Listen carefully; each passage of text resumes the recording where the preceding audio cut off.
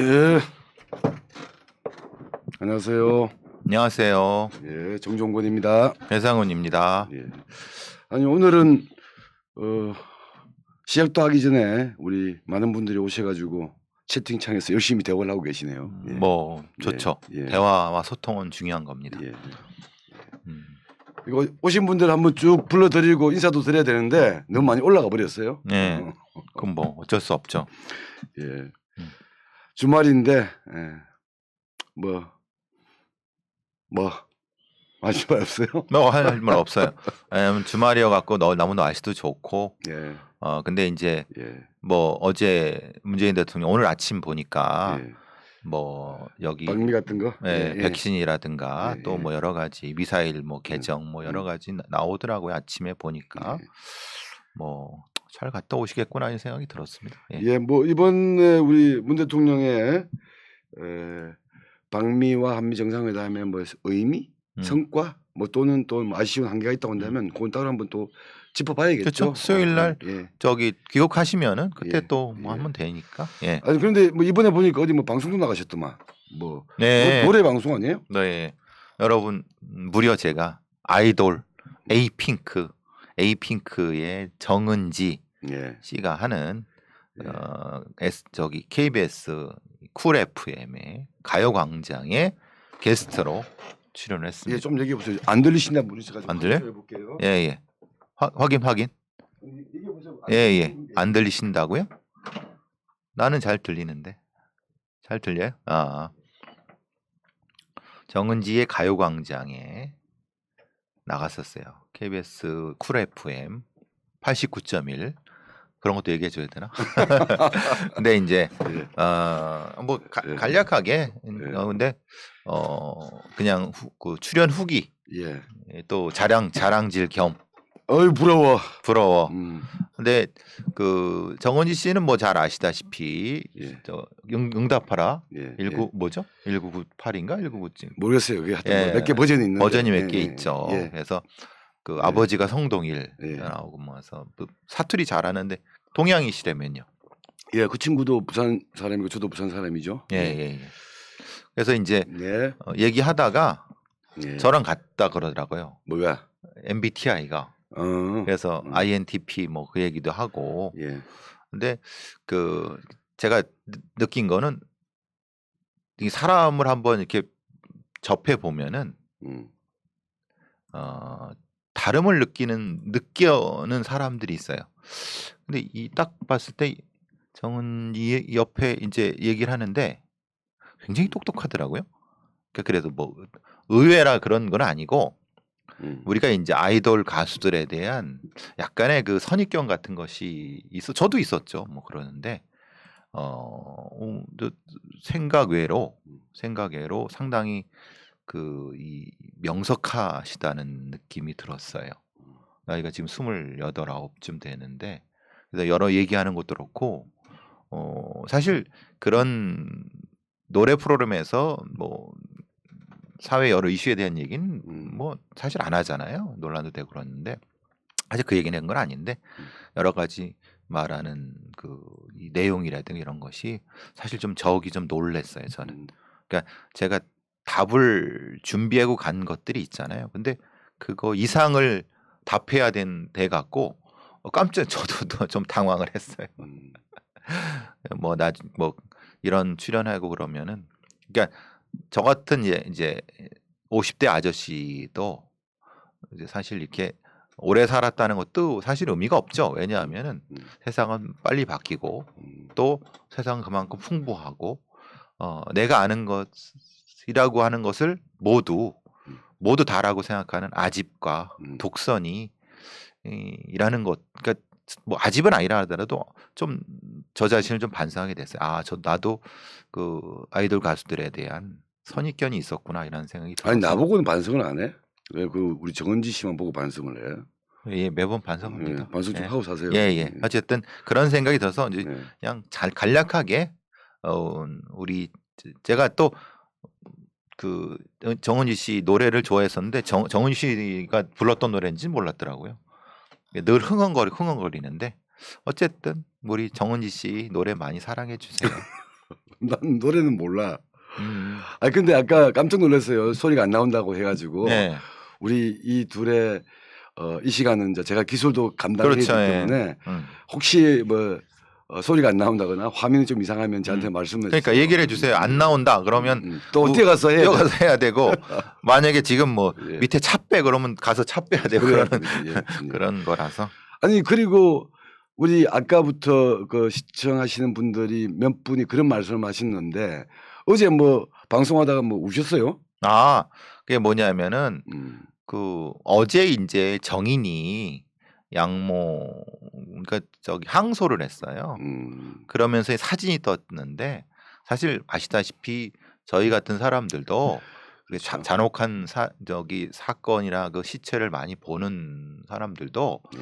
아이들이 죽거나 아이들이 피해자인 그거는 잘 못 봅니다. 그래서 오히려 저희 같은 강력 수사를 했던 사람들이나 그거를 다뤘던 사람들이 오히려 마음이 더 많이 좀 열이 된 것보다는 정신적인 충격을 많이 받아요. 근데 그거에 대한 사건에 대한 항소했다는 거에 대한 얘기를 설명해 주다가 사진이 저도 모르게 이제 인터넷 클릭을 했는데 떡 떠갖고 여기 막 멍 나오고 막 그런 건 그런데 웃는 모습 보니까 그때 눈물이 나더라고요. 그래갖고 좀 말이 좀 막혔죠. 그리고 갑자기 그 정인이 그 가해자에 대한 분노가 생겨갖고 욕을 했는데 욕도 하고 그러니까 그대로 내보면 안 되겠더라고요. 해갖고 문득 일어나서 삭제를 했죠. 그 동영상을 그 편집을 해야 될 것 같다 해서. 그러니까 아무리 그래도 또 뭐 욕설이 들어가면 안 되고 또 이제 이 50 넘은 아저씨가 눈물 보이는 거는 좀 그 그렇잖아요. 갱년기 좀 호르몬 문제죠. 예, 호르몬 문제. 아니 뭐 정인 사건이야 워낙 안타까운 사건이고 참혹한 사건인데 몇 분이 그런 말씀을 하셨지만 그 사진만 보면 그럴 건데 사진을 안 보고도 그 사건 하면 연상이 되니까 그렇죠. 마음이 참 우울해지는 것 같아요. 아동학대 사건 우리나라에서 발생했던 아동학대 사건 중에서 진짜 잔혹하고 너무 불쌍하기로는 거의 뭐 한 3위 안에 드는 거죠. 그만큼 그 사건은 우리 마음속에 굉장히 그 큰 상처도 남았지만 그만큼 그 사건을 통해 우리가 배우고 다시 그런 사건이 벌어지지 않도록 노력해야 되죠. 저는 좀 아는데 우리 저 배상훈 선생이 생긴 거는 그 야수처럼 생겼지만 이 또 감성이 참 이렇게 촉촉하죠. 그렇죠. 뭐, 예. 그러니까 호르몬이 이런 이야기까지 해줘야 됩니까? 호르몬이 좀 변화가 많아서 그래요. 예. 우리 오늘 할 얘기 하죠. 오늘 얘기하죠. 오늘 첫 번째 이야기가 최근에 또 이 청소년 마약 문제가 좀 심각해진 게 있죠, 이번에. 예. 그 얘기 좀 하시죠, 오늘. 예. 이게 이제 경상남도에서 14명이 이제 이 관련돼 갖고 이제 경찰에 단속이 됐는데 학교에서 마약성 진통제인 펜타닐 패치를 투약한 10대들이라고 합니다. 그러니까 우리가 마약 이러면 뭐 히로뽕이나 뭐 주사나 뭐 이런 것만 알고 있는데 이건 프로포폴 뭐 이런 거랑 알죠. 이건 패치인 거고 패치는 다른 말로 하면 파스죠. 파스죠. 파스인데 그런 거 있지 않겠습니까? 아까도 우리 편집장이 그런 얘기를 잠깐 해주셨는데 우리가 마약이라고 하면은 뭐 먹고 뭐 이렇게 주사 이것만 알고 있었지 파스로 붙였는데 그게 마약이라는 걸 모르고 붙이시는 어르신들도 계신 거고 그래서 큰일 나거든요. 근데 그게 이제 말하자면 일종의 진통제 개념으로 그러니까 한번 얘기해 주세요. 아까 얘기한 거. 이게 제 친구도 이제 췌장암으로 이 세상을 떠났는데 그 친구도 마지막에 이 펜타닐 패치를 붙였어요. 이게 거의 이제 치료가 안 되니까 통증만 완화시키기 위해서 파스를 붙여서 했는데 그때 그 친구도 그런 얘기를 하더라고요. 이 친구가 이제 그 위독한 상황에서도 이게 얼마나 센 거냐면 아는 어떤 한 70대 노인이 할아버지가 갑자기 집에서 이상 증상을 보이는 거야. 그래서 할머니나 가족들이 놀라가지고 병원을 갔대요. 몇 번을. 근데 병원에 갔는데 이분이 무슨 당뇨가 있거나 무슨 중병이 있는 게 아니야. 그러니까 증상에 대해서 다리 뭐 제대로 걷지도 못하고 좀 가다가 쓰러지시고 이런 경우가 있어가지고 병원을 갔는데 병원에서도 몇 군데를 갔는데 병원에서 이 병명을 못 찾아내는 거예요. 그렇죠. 나중에 확인하고 보니까 이 펜타닐이죠. 펜타닐 패치를 할아버지가 허리가 안 좋으시니까 이 몇 장을 붙이신 거야. 그냥 한 장 아니야. 그냥 파스인 줄 알고. 그러니까 왜냐하면 이 동년배 병원에 이제 친구 병문안을 갔는데 친구가 중병이었는 것 같아. 근데 이게 파스가 그렇게 뭐 관절염이나 허리 안 좋다, 안 좋은 사람들 혈액이다는 말 만병통치약이다. 얻어와가지고 붙이신 거야. 그런데 이제 이게 나이가 계시고 또 한 장도 아니고 몇 장을 붙이시니까 거의 뭐 완전히 무력화돼 버린다고. 중독이죠 완전히. 네. 그래가지고 저는 그래서 그 펜타닐 패치라는 걸 기억을 하고 있었어요. 근데 이거를 이 젊은 애들 10대 애들이 이거를 그냥 마약으로 옛날 본드 부는 식으로 한 거죠. 예, 그러니까 참 여러분도 조심하셔야 되는 게 예를 들면 시골 장터나 이런 데에서 중국산이나 뭐 이런 거에서 들여왔는데 만병통치약이다. 붙이면 뭐 혈압이 최고다. 아프지도 않다. 근데 그게 펜타닐 패치면은 물론 아프진 않죠. 당연히. 근데 거기가 말하자면 완전히 마약으로 피부 침투예요. 피부 침투로 들어가면은 이게 이게 원래 이 패치는 사실 진통 효과가 있기 때문에 쓰라고 있는 건데 이게 과용량하면은 완전히 무력화되는 거예요. 폭 쓰러지는 거죠. 그러니까 이제 그런 거를 시골에 있는 어르신들이 모르고 붙이셨다가 이제 가는 겁니다. 그러니까 돌아가신다는 것이 아니라 병명을 모르고 고생을 하신다는 거예요. 의사도 몰라요. 그렇죠. 의사도 모르는 거예요. 의사도 얼마나 황당했겠어요. 그러니까 이분이 뭔가 이 병이 있는 중한 증상은 보이고 있는데 이유는 진단을 못해. 그렇죠. 자기도 볼 때 좀 무력할 거 아니에요. 그렇죠. 의사인데. 근데 알고 보니까 저게 뭐가 자국이 있는데 물어보니까 이 자국이 뭐냐고 물으니까 할머니가 파스를 붙인 자국이다. 그래서 물어보니까 이제 이게 사실 이게 뭐 몰핀이잖아요. 몰핀. 그렇죠. 몰핀을 그냥 주사하는 거하고 똑같은 그렇죠. 건데. 근데 하여튼 그런 건 약간 어떻게 보면 해프닝 같은 거였는데 그렇죠. 이 청소년 내에서 이제 이런 것들이 이렇게 대량으로 유통되고 되는 거 보면 좀 심각하죠. 근데 이게 이제 말하자면 원래 펜타닐도 그렇지만은 이게 합법적인 겁니다. 그러니까 말하자면은 마약성 진통제인 펜타닐 패치를 그냥 그 의사들한테 내가 이런 거기 있어갖고 처방해 달라면 처방해 주는 거예요. 근데 사실은 조심해야 되죠. 근데 의사들이 이거 팔아먹겠다는 욕심으로 실제로 그 사람인지 확인도 안 하고 처방전을 줘버리는 거예요. 그러니까 원래는 의료보험에 이 사람의 얼굴과 확인해갖고 하지만 여러분 의료보험증 가서 얼굴 확인합니까? 주민등록번호만 해고 쓰면은 그 사람인 줄 알고 하잖아요. 근데 일반 병증 같은 경우야 혹시 그럴 수도 있다고 치면 사실 그것도 불법이지만 근데 마약성 진통제를 처방해 주면서 얼굴도 확인하지 않고 그래서 대리로 이걸 수령해 갖고 그거를 얘들이 또 팔아먹은 거예요. 그러니까 원래는 10장에 15만 원. 사실 비싸죠. 한 장에 15,000원이니까. 근데 이거를 한 장에 이제 10배를 팔아먹은 거예요. 그러니까 유통시킨 거죠, 얘들이. 그러니까 사실 이게 그러면 이게 말이 되느냐? 근데 이게 고등학생들이 예전에 우리가 뭐라는 본드 분다, 가스 분다. 근데 요즘 애들은 이렇게 하는 거예요. 얼마나 심각하냐 이 말이죠, 이게. 이게 하필 또 이게 그러니까 장사로도 하고 또 얘들이 이거를 붙이고 다녔을 때 그럼 얘들이 중독자가 되는 거예요. 그만큼 위험하다는 거죠. 그러니까 여러분들도 혹시 이런 어르신들이나 이런데 어디서 뭐 이제 뭐 장터라든가 아니면 이런 데에서 뭐 만병통치약이라고 파스 붙이는 게 큰일 납니다. 그거 정확히 무슨 그 안에 있는 원료가 뭔지를 알아야 돼요. 그냥 쑥 무력해져 버려요. 참 그러니까 이게 또 저는 약간 걱정이 되는 게 우리 뭐 이런 약간의 이런 것을 호기심을 가지고 있는 청소년들도 이게 뉴스로 좀 나왔잖아요. 뉴스로 나오면서 새롭게 알게 되는 거야. 그러니까. 그러면서 또 이게 이제 이런 어떤 이런 행위들이 번질 수 있을까봐 특히 이제 이런 마약 문제에 대한 그러면 히로뽕이나 뭐 이런 거는 워낙 국가와 경찰도 단속을 심하게 하는 건데 이런 새로운 흐름들, 새로운 시도들에 대한 관리, 단속 이거는 뭐 경찰만 해서 되는 문제는 아니겠죠. 그렇죠. 병원, 약국 마찬가지일 건데 이런 거 제대로 하지 않으면 또 이게 번지지 않을까 싶어가지고 약간 걱정이 되더라고요. 제가 예전부터 그런 얘기를 했어요. 마약, 그러니까 실제는 요즘은 마약이 문제가 아니다. 마약류가 문제다. 그러니까 마약이라고 우리가 보는 전통적으로 히로뽕이라든가 뭐 이런 거 있잖아요. 근데 그건 그 대마 같은 거죠. 그런 부분은 요즘은 그거보다는 더 위험성이 높은 게 프로포폴. 그러니까 정식으로 의사들에 의해서 처방을 받아서 쓰는데 과용하면 마약 효과가 나타나는 것들이 진짜 문제다. 왜냐하면 그건 진짜 병원에 가면 있어요. 처방해 주면 돼. 근데 이걸 과용으로 알게 모르게 유통시키는 제약회사라든가 아니면 의사라든가 이들이 어떤 사익적 목적을 가지고 그거를 사실을 단속해야 되는데 그럼 이걸 누가 단속하겠어요? 이거는 경찰이 단속을 못 해요.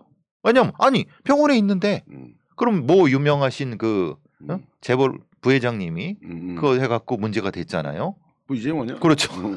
근데 난 이재용 얘기하지 않았어. 근데 어쨌든 근데 그러면 그래서 저도 항상 얘기하는 게 그거죠.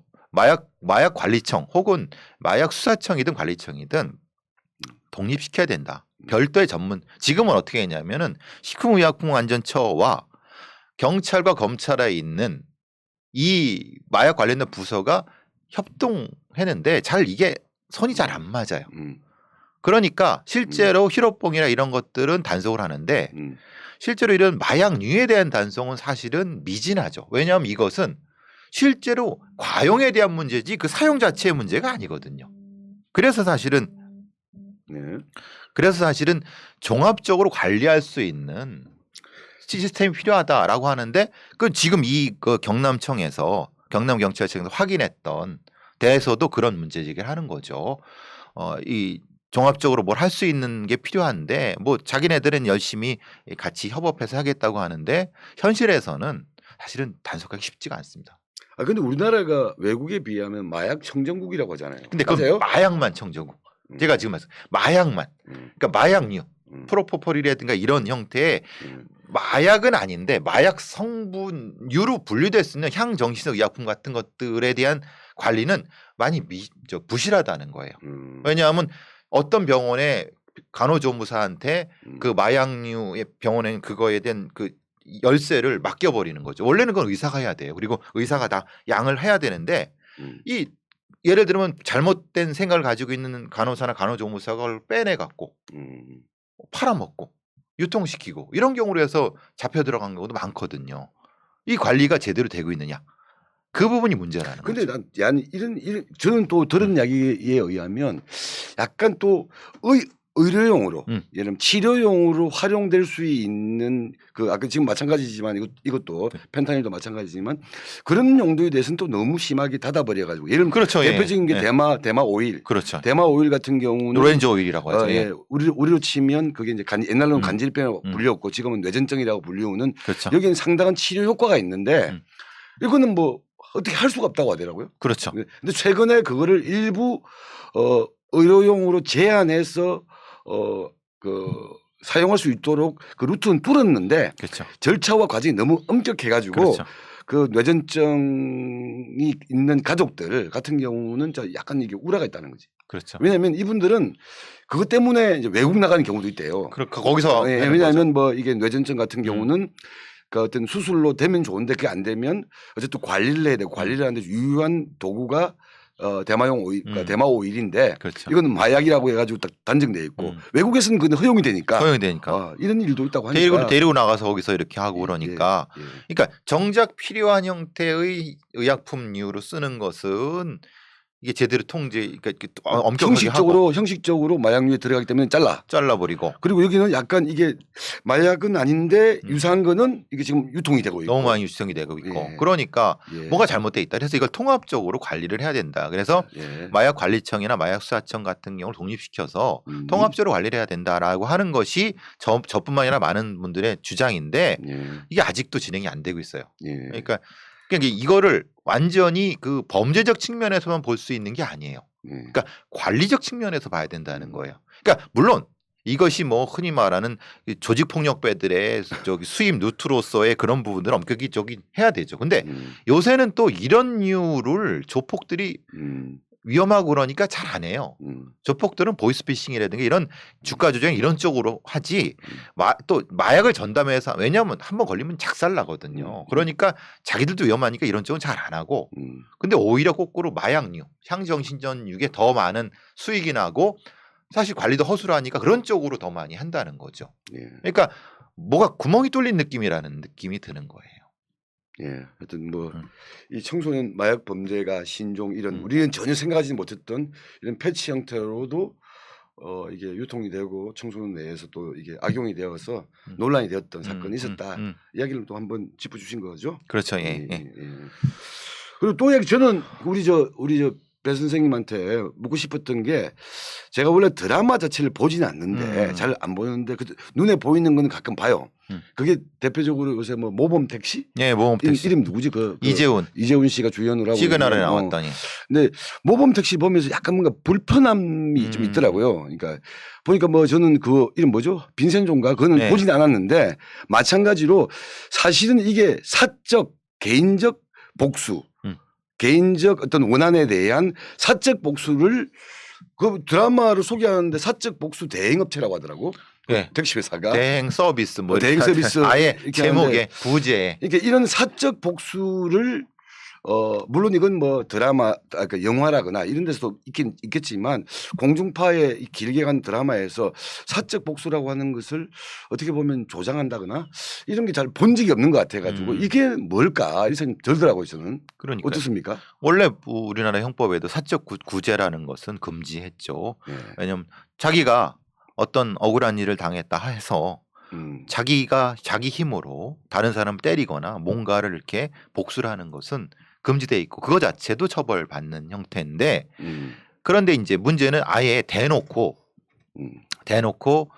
이런 형태의 이 드라마가 물론 이제 외국 같은 경우에는 배트맨이라든가 그런 형태도 뭐 테이큰도 있죠. 테이큰. 네, 그런 테이크 같은 없는 건 아닙니다. 근데 우리나라의 어떤 정식 드라마로서 이런 것이 되고 있다는 것이 아마 사회가 좀 상황이 좀 뭔가 의식이 바뀌었나 아니면은 그것에 대한 고민이 많아진 것인가 이런 생각도 좀 들어봤습니다.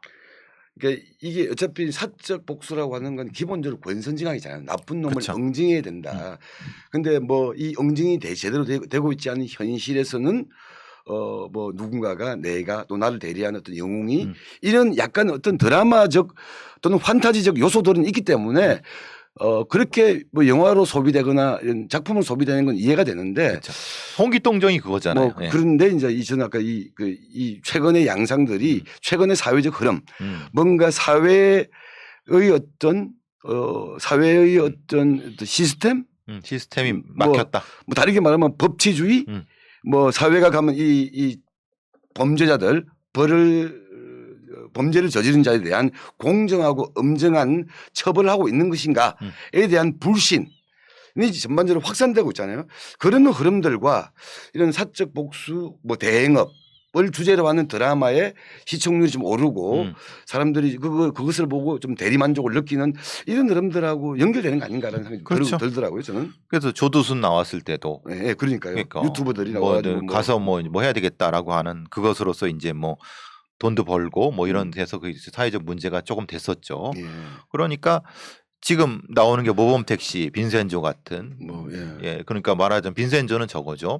송중기 씨가 나왔는데 이탈리아 마피아의 컨실리에이라고 하는 그런 뭐 이걸 이제 이런 역을 맡아 갖고 일종의 이 우리 사회의 공적 시스템이 해내지 못하고 있는 정의에 대한 문제를 해내지 못하가 아니라 공적 시스템을 불신하고 무너졌다고 생각하는 거죠. 그렇죠. 아예 없는 거라고 생각하는 거죠. 그래서 대표적으로 이제 뭐라고 하나 부정한 검사 그리고 뭐 비리 경찰 이런 걸 대하고 무력한 판사들 뭐 사실 거기에 빈센조에는 다 나와요.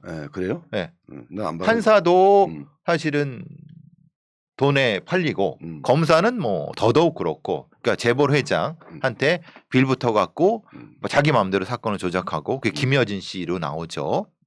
또한 이제 경찰 거긴 경찰은 안 나오지만 일부 또 뭐 이런 얘기가 있는 거니까 공적인 형태의 정의를 수호할 수 있는 사람들이 부재한 아니면 아예 없다고 생각하는 저는 그게 중요해요. 없다고 생각하는 이 흐름들이 지금 강화되고 있는 것과 이게 맞물리고 있는 것 같다. 그 그렇죠. 전에도 이런 영화들은 아까 홍길동 전부터 해가지고 사적 복수, 사적 응징, 이런 그러니까 이런 환타지나 이런 문학적 상상력들은 많이 있었는데 저는 최근에 어떤 양상들하고 지금 맞물려가지고 약간 이해는 되지만 좀 걱정이 많이 되더라고요. 왜냐하면 형벌이라고 하는 거는 그러니까 뭐 검찰, 경찰, 법원에서 형벌을 구사하는 것은 개인이 억울하게 당한 피해에 대해서 공적으로 사회적으로 예를 들면 대신 처벌하고 그 원한을 공적으로 처리하고 그런 의미의 배상이잖아요. 그렇죠. 근데 이게 과연 그리고 이걸 보장해 주는 게 법치고 근데 이런 것들이 현실에서는 여러저러한 측면에서 뭐 안 되는 것 같다. 죄는 분명히 범죄자인데 보니까 뭐 요리조리 다 빠져나가고 있는 것 같다. 이걸 너무 많이 보고 있는 현실에서의 어떤 반대 측면으로서 이게 보이는 것들 이게 이제 우리 전직 프로파일러나 경찰 전직 경찰로서 이런 문제를 심각하게 봐야 되는 거 아니냐. 그렇죠. 심각하죠. 그러니까 이런 거죠. 제가 하는 팟캐스트 같은 데에서 그것을 보는 분들의 시각들이 여러 면에서 대한민국 사회가 정의가 무너진 것이 아니냐. 제대로 기능하는 것이 아니냐. 그런 얘기들을 많이 하시는 거죠. 그렇다고 해서 뭐 모두가 다 그렇다. 그렇게 볼 수는 없어요. 근데 주요한 포스트에 있는 사람들이 그러니까 과거에 우리가 말한 것처럼 고문경찰 이근한도 있었고 또 광교훈 유서 대필 사건에서의 그 가해자들도 있었고 국가수 문제도 있었고 또 검찰에 대한 얘기가 얼마나 많습니까? 또 이제 검찰은 내로남불하는 부분들 판사들도 마찬가지 양승태의 그 사법농단 부분을 보면서 국민들이 느끼는 이런 어떤 상당히 그 절망감들 그러니까 정의의 부재에 대한 절망감들 때문에 발생하는 것 그 중에 한 일부가 뭐 빈센조라든가 모범택시 현상일 수 있다는 생각이 드는 거죠. 근데 예전에 그게 없었던 건 아니에요. 근데 이건 대놓고 하나의 시스템으로서 이렇게 뭐 이런 것이 나오는 것이 사실은 우리 사회에 그 이런 걸 담당하고 있는 사람들이 심각히 고민을 좀 해야 된다. 심각하게 고민해야 되죠. 그 룰이 무너지게 되고 이런 어떤 사적 처벌, 사적 어떤 이 원한이라고 하는 것이 더욱더 양쪽으로 많아지게 되고 공적인 시스템이 무너지게 되면 뭐 사회가 뭐 아사리판이 되는 거죠. 그렇죠. 뭐. 진짜 아사리판이 콩가루 되는 거지 뭐.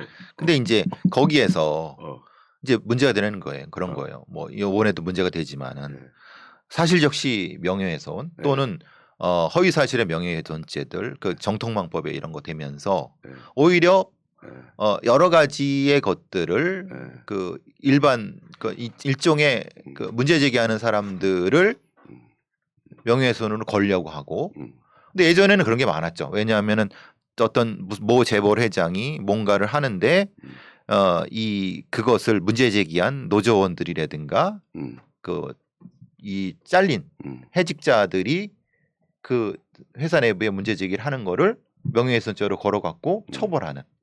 그러니까 실제로는 그런 어떤 일종의 공익제보라든가 이런 것들은 보호를 해줘야 되는데 오히려 그 보호를 해줘야 될 공적 기관이 부정한 무리들과 결탁해서 이렇게 하는 것을 우리가 시민들이 몇 번 보면서 너무나도 절망해서 그럼 입을 닫으란 얘기냐 이런 얘기도 되고 그러니까 이게 어디까지가 허용이 돼야 되는가라고 하는 거를 누가 결정할 수 있을까? 그러니까 결국은 우리는 헌법에 표현의 자유, 언론의 자유가 다 존재하는데 언론도 엉망이고 표현의 자유도 그렇게 단속을 한다고 하면 그러니까 결국 반대의 현상들 무차별한 억측, 낭설, 해괴한 뭐 막 여러 가지 소리들이 막 난무하는 것도 지금의 그것과 좀 무관하지 않다. 그러니까 저는 두 가지라고 봐요. 그러니까 이 사적 복수, 사적 처벌에 대해서 사람들이 열광하고 지지를 보내는 이유에는 두 가지가 있는데 우리가 앞에서 얘기했던 형벌이라고 하는 공적 시스템, 너의 원한, 너의 어떤 피해는 공적으로 내가 대신 처리해 주겠다라고 하는 것에 대한 믿음이 스크래치가 가고 균일이 가 있다는 측면이 그렇죠. 하나가 있고요. 또 하나는 뭐냐면 이게 너무 진영론적으로 쪼개진 것도 있다는 거예요. 그렇죠. 그래서 예. 법치주의라고 하는 게 우리가 많이 쓰는 말이잖아요. 법은 만 명 앞에 평등한 것이 아니라 만인한테 평등해야 된다. 그런데 현실에서는 만 명한테만 뭐 평등한 것 같다. 이런 말 나오듯이 법치주의라는 것은 법의 통치잖아요. 그렇죠. 이게 바이 더 룰이냐 오브 더 룰이냐 법에 의한 통치라고 하는 것은 뭐냐면 이것을 어떤 예를 들면 우리 편이 하면 뭐 예를 들면 이거는 뭐 아까 과실치사야 과실이야. 고의성이 내가 없어. 다른 네. 애들이 얘기하면 이거는 중대범죄야.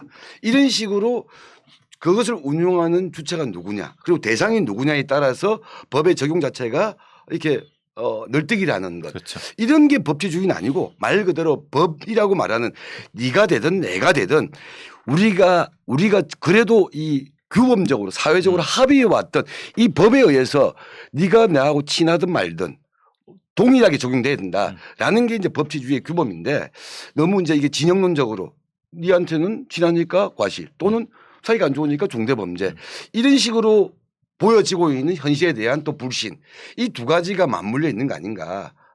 그런 것들이 이런 어떤 사적 복수, 사적 원한 또는 사적 어떤 처리에 대한 그래 믿을 건 결국 지가 해야지. 그렇죠. 예. 또는 나의 그 이 슬픔과 원한을 알고 있는 어떤 뭐 슈퍼히어로가 처리해 주든지 이런 흐름들을 강화시키고 있는 거다. 그렇죠. 그러니까 누군가 슈퍼히어로가 뭘 할 것이다라고 하는 막연한 상상들이 실제의 사이버상에서는 구체화되는 거죠. 예. 그러니까 그게 예. 낭설이 되고 어떤 형태의 그런 것들을 강화되는 부분인 거죠. 예. 그러니까 그 부분을 어떻게 할 것인가. 그러니까 어떻게 됩니까? 그 부분을. 모르겠어요. 알면은 제가 여기 있겠습니까? 어디 있는데 알면. 알면은 뭐 알면 다른 데 있어? 돗자리 깔고 있겠죠. 예. 그러니까 이제 뭐 뒤에 조금 얘기하실 수 있을지 모르겠지만은 예. 우리 진모 씨가 그렇죠. 그 네. 같은 말인 것 같아. 같은 맥락이죠. 예. 진모 씨가 윤모 씨에 대한 그런 얘기도 하면 안 돼? 아니 모르겠어요. 뭐라 해야 되나 말아야 되나. 음. 진모 씨가 윤모 씨에 대한 그 저기 무슨 모임에 가서 그 얘기를 했다고 하더라고요. 그것도 무슨 방송에서 그렇게 함부로 아니 그 진중권 씨가 그 윤석열 전 검찰총장 지지 모임으로 추정되는 무슨 포럼 가서 발제한 얘기 하는 거죠. 그렇죠. 예. 그래서 왜 우리 사회의 정의가 바로 서지 못했기 때문에 윤석열이라는 사람이 이렇게 뜨고 있는 건 그것 때문이다. 뭐 대충 그 의미 같아요. 어떻게 생각하세요? 이게 그러니까 이분이 그러니까 진중권 씨가 그 윤석열 그 포럼에 가서 했던 이야기도 그런 이야기거든요. 그러니까 공정이라는 화두. 그런데 이쪽 저쪽 누구에 의해서 잣대가 달라진 것이 아니라 그래도 나름대로 하나의 잣대로 양쪽에 대해서 할 말은 다 하고 적용할 건 다 적용했던 상징이 윤석열 아니냐. 사람들이 그런 데 대한 어떤 공감 이런 것 때문에 뜨는 것 같다. 이런 이야기를 했죠. 그렇죠. 그러니까 그게 이제 이 법이라고 하는 게 법의 적용 자체가 어떤 지정에 따라서 달라지는 게 아닌데 말은 공정이라고 얘기하지만 현실은 불공정하다. 그러니까 이런 이야기가 오히려 그러니까 아까 어떤 드라마적으로 보게 되면 이 사적 원한, 사적 복수를 오히려 주된 테마로 한 드라마가 시청이 높은 이유고 이 보면 정치의 영역이나 시사의 영역에서는 윤석열 같은 사람이 왜 지지율이 높냐 저 사람 한 게 뭐 있는데 이런 이유가 그런 데 깔리는 것 같다라고 이분은 진단하신 것 같아요. 그렇죠. 그러니까 이제 어떻게 뭐 어쨌든 이 윤석열이라는 사람이 이명박 박근혜를 지금 이제 그 이명박도 박근혜도 조지고 뭐 여기도 조지고 그러니까 이쪽 저쪽 다 해니까 그러니까 결국은 시민들이 보기에는 윤석열이라는 사람은 공정하지 않느냐라는 것을 진중권 씨가 얘기를 한 거죠. 그러니까 그것 때문에 시민들이 그만큼 국민들이 이 윤석열이라는 사람을 지지하는 거 아니냐. 뭐 그 사람이 어떤 사람인지는 중요하지 않고 그 사람이 보여지는 이미지가 그런 거 아니냐라는 것 같아요. 그러니까 이 공정이라는 담론이 시대적 담론은 맞는 것 같아요. 이걸 제일 그렇죠. 먼저 제기하신 사람이 문 대통령이잖아요. 그렇죠. 뭐죠? 과정은 과정에서의 과정은 공정하고 결과는 정의로울 거다. 기회는 평등하고 과정은 공정하고 결과는 뭐 평등할 것이다. 근데 하나도 안 된 거잖아요. 그러니까 이런 담론이 현실에서는 적용되지 않는 그렇죠. 그런 것들을 보면서 우리 그 일반 국민들이 그러니까 나름대로 개별적으로 반항 같은 거 아니냐. 그렇죠. 그런 저는 거죠. 예를 들면 뭐 어제도 그런 이야기를 좀 했었는데 그 요새 그 국민의힘 당권 경쟁에서 이준석이라는 선수가 그렇죠. 예. 이게 쭉 돌풍을 일으킨 이유 중에 하나도 얘도 이야기 비슷한 얘기를 하는 거거든요. 그러니까 그래서 이런 것들이 저는 아까 드라마에서 나타나고 있는 사적 복수라는 주제, 사적 원한, 공적 처벌 시스템으로서 형벌에 대한 불신 그리고 법치주의 말은 다 좋은데 법치주의가 어딨냐. 너의 법치주의 나의 법치주의가 다 보면 기준이 달라지고 있는 이런 현실. 이런 현실에 대한 어떤 우리 국민들의 그냥 살아남기 위한 몸부림들이 나타나는 것으로 보여진다. 저는 이런 생각이 들었습니다. 그래 그게 이제 말하자면 LH 사태에서 폭발한 거, 뭐 인국공 사태든 어쨌든 그 LH 사태에서 극적으로 폭발한 부분도 분명히 존재하는 거고, 요번에 이제 특공 세종시 특공에 대한 얘기도 똑같은 거고, 왜 공정하지 않느냐, 저들한테만 기회가 있고 우리는 기회가 없느냐, 이런 부분도 분명히 존재하는 거고, 그거를 이제 이 절차는 분명히 절차의 공정성이 있을 거라고 정의로울 거라고 했지만 실제로는 그렇지 않고 일부 특권 세력들이 가져가는 그런 형태. 그런데 이제 왜 젊은 분들이 가상화폐에 몰리느냐, 어떤 기회를 잡으려고 했는데 그것도 역시 이렇게 망가지는 것, 뭐 이런 부분까지 다 연결되는 부분 같아요. 그러니까 제가 계속 우리 그 배 선생님한테 얘기하고 싶거나 우리 시청자들하고 교감하고 싶은 게 뭐냐면 사적 원한을 이렇게 너무 부추기거나 조장하는 드라마가 불편하다. 예를 들면 우리 젊은 청춘들이 코인 열풍 예를 들면 주식 영끌 이런 데 가는 것도 좀 불편하다. 또는 뭐 여러 가지 있는데 이 불편함들의 이위에는 뭐가 있는 건데 그게 그렇죠. 뭘까? 그게 이제 저는 그게 볼 때는 어떤 우리 사회가 공정하게 관리되고 있다. 예를 들면 내 실력만큼의 어떤 결과 이런 것들이 제대로 관리되고 있지 않은 것 같다에 대한 불신 아니겠냐. 저는 생각이 들고 우리 저희 큰아들도 20대인데 큰아들도 지나가다가 그런 말을 하더라고요. 아빠 제일 나쁜 놈이 누군지 알아? 나쁜 짓 하는 놈은 두 번째로 나쁜 놈이야. 겉으로는 아름다운 말을 하면서 실질적으로 나쁜 짓 하는 놈. 요 놈이 그냥 대놓고 나쁜 짓 하는 놈보다 더 나쁜 놈이야. 이게 사실은 이 프레임들 공정이라는 프레임 이게 사실 위선이란 말이잖아요. 그렇죠. 이런 데 대한 어떤 분노, 불만 이것들이 더 큰 것 같더라고요. 제가 생각했던 것보다. 그러니까 우리도 말 잘해야 돼. 아니 뭐 우리가 뭐 예. 하여튼 저는 드라마를 다 본 건 아니지만 느낌이 약간 이런 느낌이 들어가지고 요거는 특히 공권력을 담당하고 있는 경찰, 검찰, 법원 이런 분들이 특히 많이 염두에 뒀으면 좋겠다. 근데 그 사람들 그런 거 안 봐요. 그건 뭐 봐요? 아니 그런 얘기를 많이 하잖아요. 예전에 한 30년 전만 하더라도 한국 사회에서 가장 신뢰받는 또는 믿을 만한 집단 이런 데가 보통 시민단체였거든. 그렇죠. 예. 한 30년 전 시민단체가 시민운동 처음 등장할 때는 80년대 90년대. 네. 근데 그게 조금 더 지나갔을 때는 뭐 시민단체나 이런 사회운동에 대한 신뢰가 많이 무너지고 학생운동이 또 몰락하면서 그렇죠. 그 자리를 차지했던 게 법원 이런 공권력이었거든. 공권력이었는데 지금 당장 이런 조사를 제가 본 적은 없습니다. 없는데 뻔하죠. 지금 경찰이나 검찰 또는 LH와 같은 공공기관에 대한 신뢰도 지수를 하게 되면 그게 뭐 안 봐도 비리 아니겠습니까? 그렇죠. 그건 저 밑바닥에 가 있겠죠. 근데요, 그 밑바닥에 가 있는 건 가 있는 거 쳐도 예. 최소한의 보호 장치나 이런 것은 있어야 되지 않느냐. 예. 근데 그 최소한의 보호 장치에 대한 믿음마저 사라졌다고 하면은 그럼 일반 시민들이나 국민들이 누구를 의지하느냐. 결국은 그래서 이제 그런 어떤 공상적이고 이런 것에 빠지면은 빠지한다? 하여튼 그쪽으로 의지한다? 이런 부분들이 지금의 현상이 아닐까라는 생각이 들어요. 예.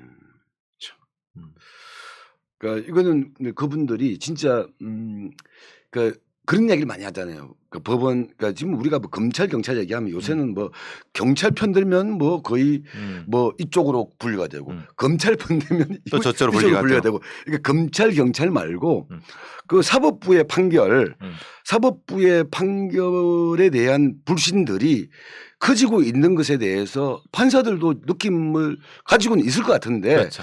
이런 데 대한 어떤 자기 정정, 자기 성찰, 자기 반성 없어버리게 되면 그런 말을 하잖아요. 뭐 사법부, 재판부는 정의의 최후의 보루다. 이런데 뭐 그 나라가 콩가루 될 것 같다. 이런 걱정이 많이 됩니다. 저는 진짜. 그래서 이제 자꾸 걱정만 하지 나는. 기대대로 김명수 대법원장이 몇 년 전에 됐을 때 기대가 많았는데 그 뒤에 이제 하는 것이 사실 사법행정권을 일반 판사라든가 사회에 환원하겠다 이런데 다 지금 그게 물거품이 되고 있고 그러면서 실제로 이제 주로 지금 경력 법관들 뽑는다고 하는데 실제로는 로펌 출신들, 대형 로펌 출신들이 주로 가고 이런 면에서 이게 진짜 법관들의 채용 자체도 사회의 어떤 걸 반영하느냐. 그러니까 옛날처럼 진짜 공부만 드립대리 해갖고 우리 편집장이 나온 학교에 그 아주 최고의 학교에 최고의 학교에 그 출신들만 공부만 한 진짜 공부만 한 사회성이 없는 사람들이 판사가 돼서 20대 후반에 판사가 돼서 실제로 사회와 유리된 상태에서 유리된 판결들을 내는 것이 또 반복되지 않을까라는 두려움. 그러니까 그런 걱정들이죠. 그러니까 계속 한번 재판 잘못 걸리면은 패가 망신하고 반복해서 하고 고통받고 그걸 이제 어떻게 할 거냐. 그러니까 김명수 대법원장 시스템에서 뭔가 해결될 거라는 희망 자체가 지금 결국은 사라지고 있다고 하면은 어차피 검찰이나 경찰은 버린 카드라고 하면은 법원이나마 좀 나은 희망을 줘야 되는데 그래서 걱정이라는 거죠. 그러니까 저는 우리 그 배 선생님하고 저하고는 이런 토론을 조금 한 1년 정도 했었잖아요. 그쵸. 그래서 우리 배 선생이 프로파일러고 또 전직 경찰 출신이지만 이런 경찰에 대한 문제 제기 이런 문제를 좀 제기하시는 거 그리고 저는 또 예를 들면 저는 또 검찰의 희생자입니다. 그렇죠. 국가범법으로 잡혀가기도 하고 공안 검찰에 의해서 그렇지만 또 지금 시기에 어떤 검찰 개혁에 대해서는 이런 식으로 가는 것은 적절하지 않다라는 또 이야기를 하는 게 있는 그렇죠. 거잖아요. 저도 그건 마찬가지고. 그러니까 경찰 출신이니까 경찰을 옹호하고 나는 또 검찰한테 뭐 예를 들면 당해본 사람이기 때문에 검찰을 저주하고 이런 식으로 가면 안 되죠. 안 된다고 보는 그렇죠. 거죠. 시스템으로서의 공정 시스템에 대한 것을 우리가 추구를 해야 되는 거고 개인의 사적인 어떤 경험이나 경력은 그건 부차적인 부분인데 근데 이제 아까 제가 또 말씀드리고 싶은 건 그건 거죠. 국가법을 여기도 좀 할까? 아니면 그냥 해요. 이제 이게 모두 다 진영 논리로 바로 환원되는 것 자체가 더 걱정인 것 같아요. 지금의 어떤 사이버 공간에서의 배치 자체가 어떤 문제 제기라든가 아니면은 뭔가 합리적인 문제 제기도 진영 논리로 다 빨아 들어가 버리니까 어떤 합리적 비판이라든가 합리적인 대안 제시 자체가 너 누구를 빨아주는 거야? 누구를 배척하는 거야라는 쪽으로 바로 가버리면은 그럼 진짜 공정한 소통의 장은 어디 있을까라는 고민이 많아요. 그 나라가 제일 위험한 게 보통 나라의 하나에 두 개의 공동체가 있는 것 같다. 보통. 그걸 이전에는 과거를 얘기하게 되면 항상 불평등에서 상위 계급, 상위 기득권 청들의 나라와 평범한 이 시민들 국민들의 나라가 다른 것 같다. 서로 교류도 없이 이런 이야기를 하게 되고 그게 정치적으로 얘기하게 되면 A 진영에 어떤 나라가 있고 B 진영의 나라가 있고 A 진영이 하는 이야기는 B 진영에서는 전혀 씨알도 안 먹혀. 그렇죠. 꼭 그런 거야. 그러니까 이 균열들이 더욱더 공고해지게 되면 이거 공적 시스템이라는 게 무너지는 거죠. 말 그대로. 그렇죠. 왜냐면 법이라고 하는 게 사회의 공통규범이 이제 법과 제도인데 이 법과 제도가 A의 법이 있고 B의 법이 있고 가진 자들의 법이 있고 이 가난한 자들의 법이 있고 서로 교류가 안 돼버릴 때는 그게 과연 하나의 공동체로서 유지가 될 수 있을 것인가. 라는 그래서 저는 개인적으로 생각해도 저는 약간 이 급진파라고 생각하고 약간 좌파에 가깝다고 생각하는 사람이지만 제가 이런 사회 걱정을 하게 된다는 거죠. 급진파가 사회 걱정을 하게 되면 안 되죠. 그러니까 이 사회가 과연 지속 가능한가 이렇게 딱 나눠져 버린 분열된 사회가 이런 걱정이 많이 되는 거고. 제일 예전에 그래서 언론이 그런 역할을 공론회장 역할을 해줄 거라고 믿었는데 언론은 뭐 언론도 진영으로 갈려갔고 예, 그러니까 그러면은 그 역할을 누가 할 것이냐? 예, 누가 했으면 좋겠어요. 그리고 또 아까 말씀드린 시민단체도 역시 예, 무너져 버리고 나니까 예, 그러니까 시민단체도 이쪽 고소를 대리해주는 고발을 대리해주는 시민단체 이쪽 고발을 대리해주는 시민단체가 돼갖고 예. 또 이게 그러니까 보통 우리 언론 같은 경우도 정론지라고 하잖아요. 정론지라는 게 과연 있는 것인가에 대한 보통 전 세계에서 대표적인 정론지라고 얘기하는 게 뉴욕타임즈, 워싱턴 포스트 네. 이런 조직인데 이런 데가 왜 정론지가 되었냐. 정파적 이유 관계없이 자기들이 친하다고 사람들이 생각하는 그 정부에 대해서 대놓고 저격을 해버린 거 아니에요. 그렇죠. 예를 들면 펜타곤 보고서라든가 이런 걸 통해서. 근데 그런 기풍들이 아직 우리 한국 사회에서는 약하다는 거고. 그렇죠. 예. 저는 그게 이제 지금은 아까 이 하다못해 드라마에서 나타나는 그런 양상을 보면서도 걱정이 될 정도가 되었다. 그렇죠. 누구나 다 공정을 얘기한다. 이준석도 공정을 얘기하고 우리 문재인 대통령이나 우리 민주당 지지자들 소위 말하는 문바들도 공정을 얘기하고. 근데 서로 달라. 공정이란 말 하나에도 정치적인 해석이 다 다른 이런 현실은 바꿔야 되는 거. 그것을 저는 예를 들면 저는 그것을 지탱하는 기준 중에 하나가 법과 제도다. 그리고 법치다. 법치는 편의적으로 네 법 내 법 따로가 아니라 법이라고 하는 규범대로 공평무사하게 그게 김학의가 되든 김학의에 대해서 처벌할 건 처벌하지만 김학의 출국 금지를 둘러싼 외압에 대해서도 동일한 잣대가 돼야 된다. 그러니까 다만 국민들은 그 공정한 잣대를 못 받기 때문에 불신이 생기는 거 아니냐. 그거는 뭐 이 정부가 되든 다음 정부가 되든 어떤 정부가 되든 똑띠 안 하면 나라 말아먹을 겁니다. 그래서 이제 여러 가지 언론의 오늘 공자님 얘기만 하네나. 오늘 해낸 건 공자님 얘기밖에 없어요. 그러니까 공자님 얘기도 해야죠. 우리가 막장과 난장 토론인데. 그렇죠?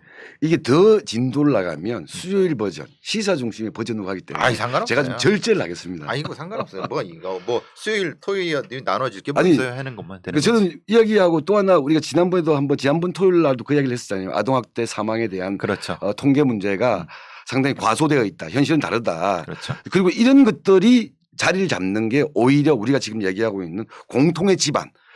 누구나 비난하고 누구를 할 수 있는데 그 공통의 기반이라고 하는 통계라든가 시스템에 대한 확립이 좀 제대로 되어야지 된다 이 이야기를 우리 했었는데 그렇죠. 최근에 보니까 또 그런 뭐 자살률 통계 이런 것 같은 경우도 상당히 문제가 있다는 지적들이 많이 나오고 있는 것 같더라고요. 그렇죠. 전문가들도 그런 얘기를 하죠.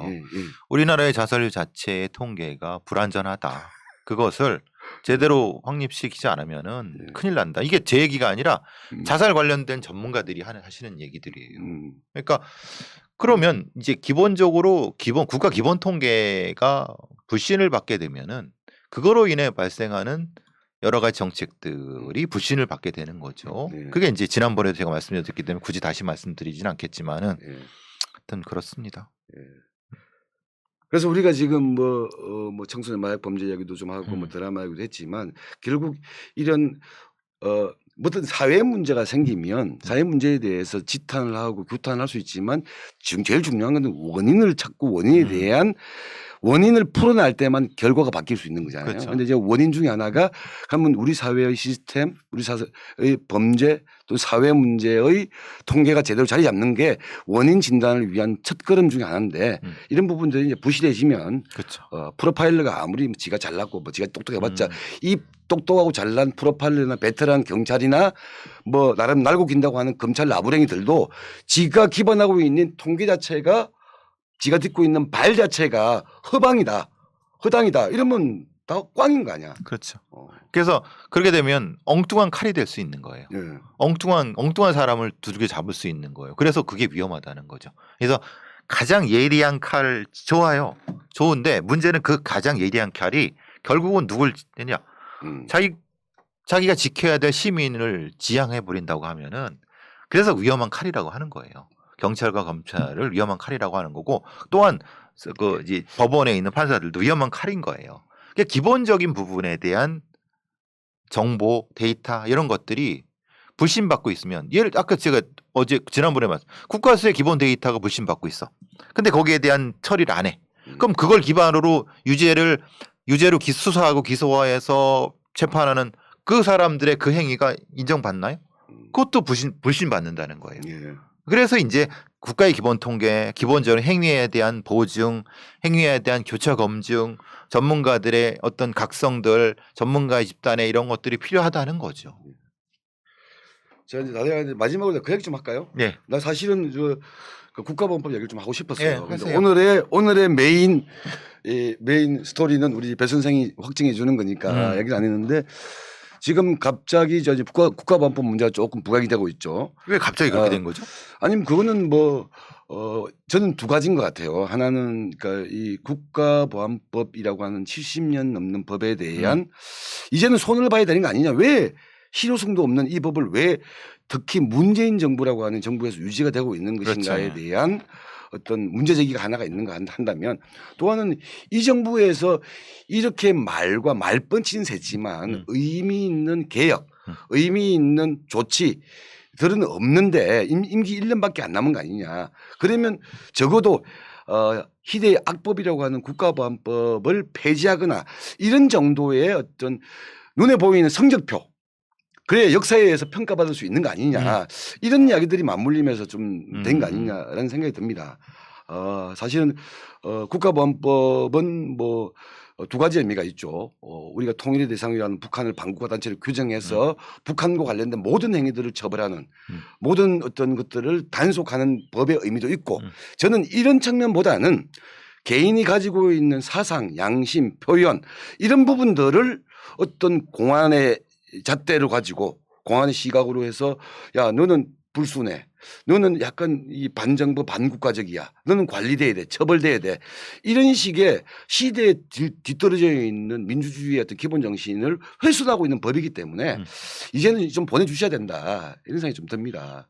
더구나 이제 더불어민주당이 아주 절대 다수 의석을 차지하고 있기 때문에 뭐 마지막 이제 1년 물론 국회의원님긴 더 남았지만은 일제는 좀 정리해야 될 때가 된 것 같다는 생각이 들어요. 예. 또 지금 뭐 법사위에 박주민이라는 사람이 들어갔다면요. 모르겠어요. 간사가 된 거 아니에요? 예. 내가 그 박주민이라는 사람이 무슨 간사가 되는 그것까지 내가 알아야 됩니까? 알아야 되구나. 그럼 그래야지 그 법사위 해당이고 네. 그거 중요하니까. 그렇죠. 10만 명이 이제 그러니까 입법청원 요새는 뭐 국회의원들만 입법청원하는 것이 법을 만드는데 관여하는 것이 아니라 일반 시민들도 청와대 청원하고 국회 입법청원 다릅니다. 그렇죠. 청와대는 그냥 가가지고 신문고를 두드리는 거고 북을 치면서 나의 억울함 풀어주세요 라고 얘기하는 약간의 어떻게 보면 저는 약간 봉건적 버전이야. 왕한테 가가지고 신문고 치는 거하고. 그런데 이 입법청원은 정부나 국회의원들만 법 만드는데 관여하는 것이 아니라 국민들이 이 법은 제정돼야 된다. 이 법은 바뀌어야 된다. 이 법은 폐지해야 된다는 의견이 모여지게 되면 그것을 국회의 해당 상임위에서 받아들이든 기각을 하든 처리할 수 있게끔 만들어 놓은 거고요. 그렇죠. 지금도 국가보안법 폐지자 이 국민청원 입법청원이 10만 명이 넘었기 때문에 자동적으로 국회 법사위에 이제 넘어간 거죠. 예. 원래 국민 발안 제도가 있어야 되는데 그걸 대체하는 거죠. 예, 약간 뭐 그 전 버전, 낮은 버전 낮은 정도라고 버전이죠. 예. 저도 이번 기회가 아니면 사실은 좀 쉽지 않을 것 같다는 생각은 해요. 예. 그리고 또 지금 뭐 유력한 대선 주자들도 그런 얘기들 많이 하고 그건 아마 여든 야든 비슷한 생각을 가졌을 거예요. 그러니까 이 참에 이것은 정리를 하고 넘어가는 것이 맞는 거라고요. 보는 거죠. 분명히 이것은 국가보안법을 대체할 수 있는 형법의 조항들을 사실 뭐 거기서 조금 바꾸든가 아니면 뭐 이건 충분히 할 수 있거든요. 이미 그 대안은 이미 나와 있는 거니까요. 예.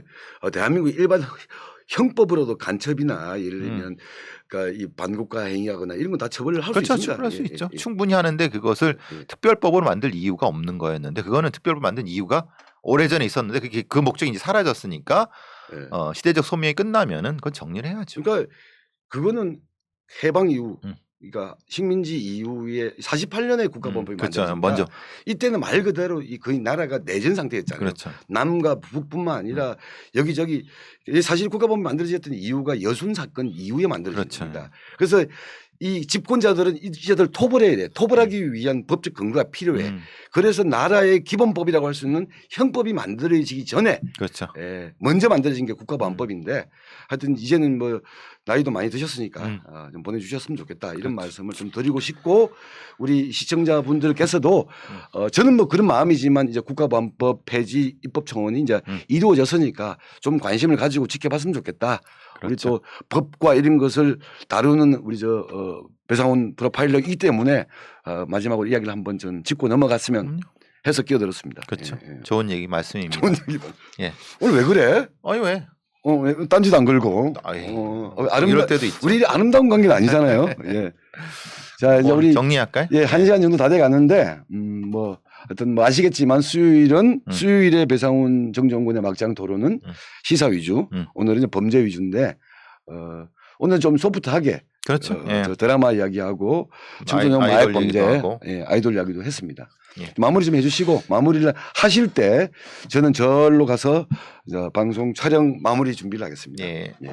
오늘 들어와 주셔서 감사하고요. 또 수요일 날 또 봅시다. 예, 수요일 날 또 보고 우리 편집장이 구독과 좋아요에 고파가 있어갖고 우리가 이제 여기 말고 어디죠? 편파 TV 이거 우리 구독 좀 해주시고 예 안녕 즐거운 주말 되시기 바라고 예 끝내겠습니다. 10,000명 구독 부탁드려요. 10,000명으로 가는 길에 꼭 함께 해주시기 바랍니다.